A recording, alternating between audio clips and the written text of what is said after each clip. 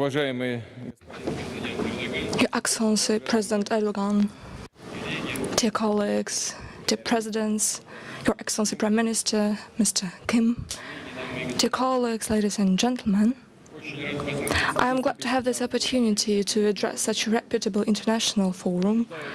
I believe that against the backdrop of a difficult global economic situation, meetings and negotiations within the framework of the World Energy Congress are a good opportunity for professional, engaged discussion of acute problems related to the current state of energy sector, as well as their impact on the world economic growth outlooks.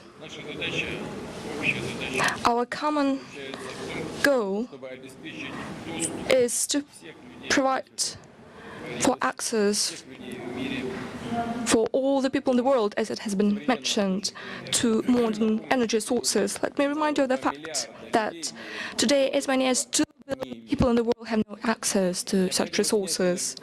It is important to remove energy-related restrictions towards global economic growth and development, so that day-to-day comforts of our civilization, such as electricity, light and heat, could be available for the population of the poorest countries in the world. One cannot but mention that the current situation of global energy markets, first of all, the world hydrocarbons markets, has undergone profound changes recently, with over than 2-fold price slump. Many even started saying that the age of hydrocarbons is coming to an end, that it is already high time to get readjusted to alternative energy sources. I believe that as of now, there are no real grounds behind such far-reaching conclusions, at least as of now. Yes, indeed, humankind is moving towards green energy. That is a master way for development. The demand for energy, renewable energy, is growing exponentially compared to the energy coming from traditional sources. The development of the cutting-edge technologies, including distributed generation, powerful accumulators, and so-called smart grids, lead to this process speeding up. But at the same time, oil and gas consumption continues to increase, although at a rate slower than before. The demand for traditional energy sources is encouraged only by the widespread of vehicles and electrification of such large-scale countries' economies such as China, India, and a number of developing countries, but also by an ongoing penetration of products resulting of chemical utilization of oil and gas in the various areas of life and industrial processes. Besides, the large-scale growth of LNG production leads to the fact that for the first time in the history of gas markets, this gas market is becoming to be truly global. The related infrastructure is expanding exponentially. According to outlooks, already in 10 years, the volumes of trade in LNG are going to exceed traditional gas deliveries through traditional pipeline systems, and interest towards the purchasing of LNG in the world is going to increase even further. Let me remind you of the fact that, according to the International Energy Agency, over 30 years, the world will continue to be based on hydrocarbons, and oil and gas demand will continue to grow. By 2040, the share of oil in global energy consumption will account for approximately 26%. That of coal would account for 25%. Gas would account for 24%. Biomass and biofuel would account for 10%, nuclear power for 7%, hydropower for 3%, and other renewable energy sources for 5%. Naturally, it is a midterm outlook, and we need to go well beyond that, but still it is self-explanatory, and it sets certain guidelines for us. So, what is the reason behind the current oversupply of hydrocarbons? The answer is obvious. High oil prices over the last 10 years have led to unprecedented investments into the energy field. The improved methods of the production of hard-to-recover oil, together with facilitated access to financing, led to the development of new deposits that were deemed to be unprofitable before. As a result of it, a number of importing countries built up their production capabilities, and as a result, the market was faced with significant oil overproduction and steep slump of prices. Just have a look at what's going on right now. Low oil prices have sparked up the longest over the last 45 years, the cycle of declining investment activity in the sector. Capital expenditures in the area of oil production over the last 2 years have contracted by over $500 billion. As a result of reduced investments into the geological exploration, we have witnessed, dear colleague, let me stress that, the lowest over the 70 years oil reserves growth.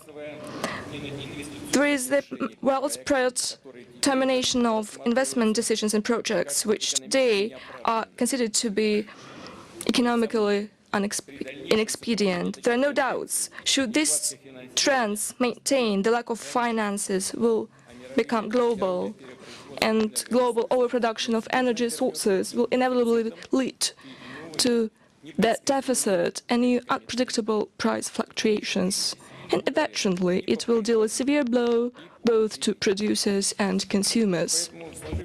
Hence, given the current backdrop, we believe that freezing or even reduction in oil production is the only way to preserve the sustainability of the whole energy sector. It will not impede the work of market mechanisms by far. On the contrary, it will speed up the market rebalancing. Russia stands ready to join common efforts to limit oil production and urges other oil exporters to do so as well. We support the recent OPEC initiative aimed at fixing oil production limits, and we expect that at the OPEC meeting in November, this idea will be put into specific arrangements that will send a positive message to both the markets and investors.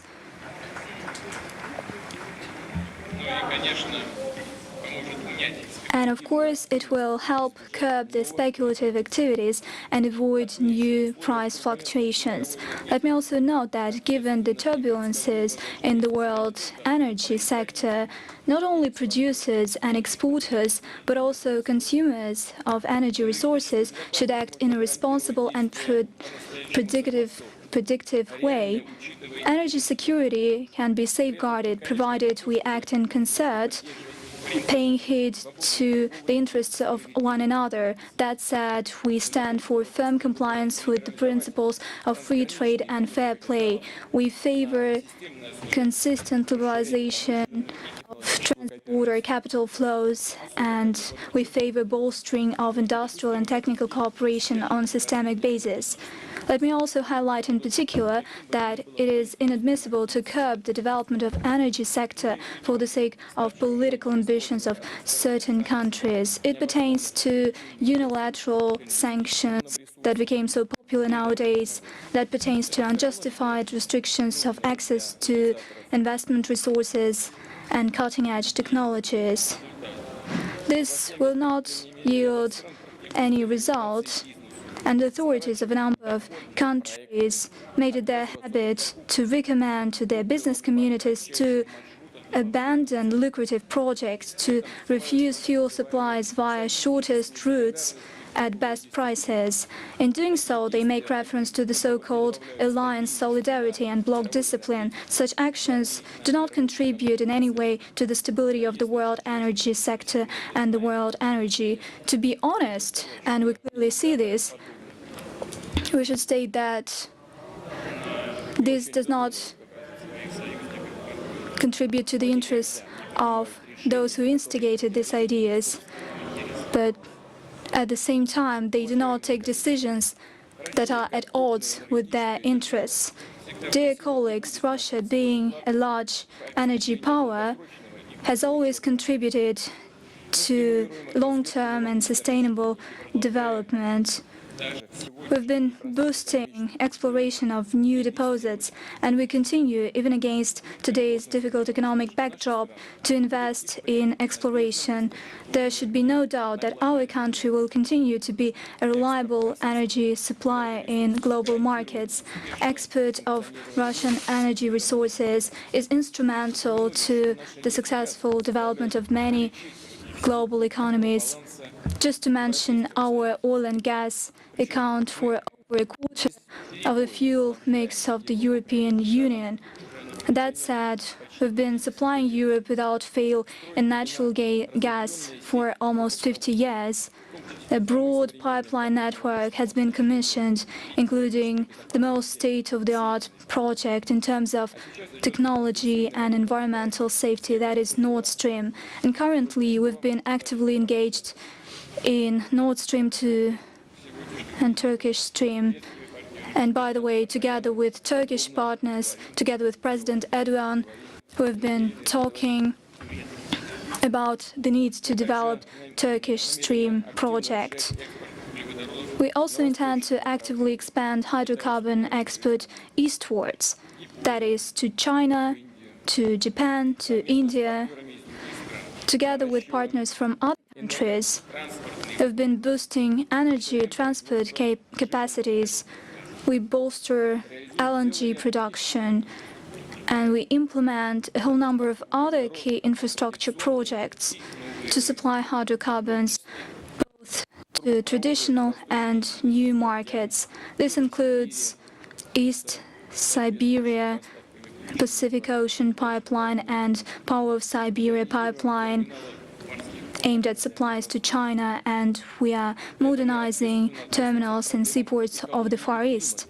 Having said that, we take responsible approach when it comes to environment and climate. We attach great importance to increasing the share of clean energy, namely hydro and nuclear generation. We enhance state regulation of greenhouse gases emissions, and we seek to ensure prompt and efficient emission reduction in line with Paris Agreement.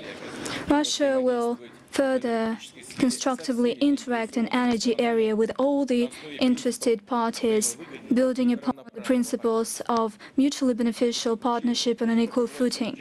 In conclusion, I would like to wish to all the participants of the World Energy Congress successful and fruitful work, and to thank the organizers for the superb organization of this event. We do understand that Turkey is enduring difficult times when it comes to holding such events. It has recently endured a coup d'etat, and we were concerned about the developments in Turkey, and I would like to congratulate the people of Turkey and President Erdogan for keeping the situation at control, and we are happy with the restoration of Turkey, and we wish you every success.